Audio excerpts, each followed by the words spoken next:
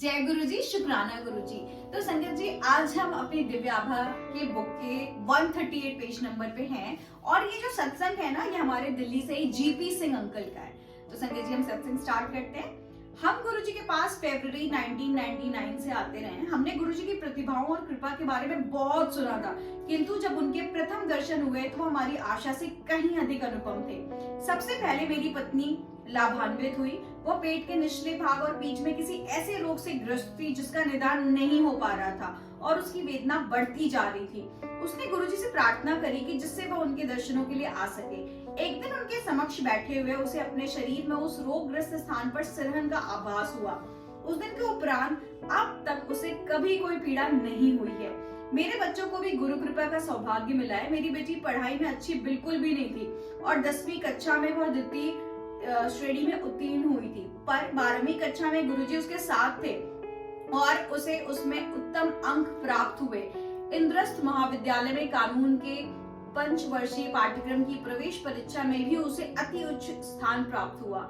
अध्ययन के अंतिम वर्ष में उसने अपने प्रशिक्षण एक अति विशिष्ट कानून संस्था के साथ किया और अब वह एक उत्तम स्थान पर कार्यरत है। मेरे पुत्र की समस्या विभिन्न प्रकार की थी। वह उग्र स्वभाव का था और किसी का कहना ही नहीं मानता था। उसका अध्ययन में मन नहीं लगता था और हम सब उसके बारे में चिंतित रहते थे। गुरुजी ने उसे एक अभिमंत्रित चांदी का कड़ा पहनने को कहा। शीघ्र ही उसमें अभूतपूर्व परिवर्तन दिखाई दिया और वह ठीक से अध्ययन करने लगा।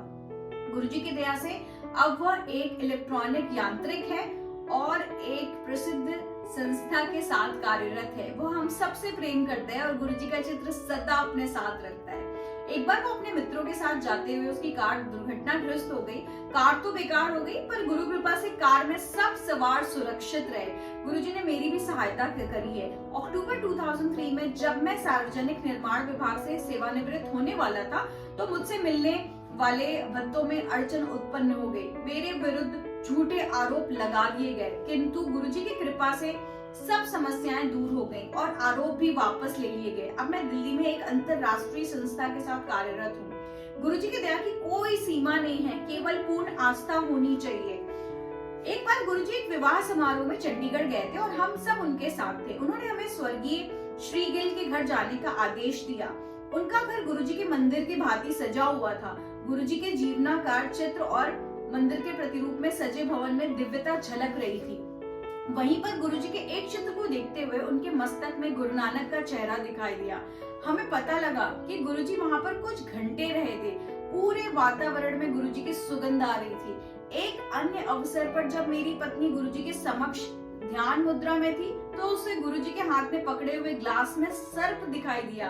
आज भी हम उन्हें अपने आसपास अनुभव कर सकते हैं, जैसे हमें वह अपना आशीष और सुरक्षा दे रहे हों। उनकी शरण में आए हुए भक्तों की बढ़ती हुई संख्या देखकर अति प्रसन्नता होती है। जय गुरु जी, शुक्राना गुरु जी।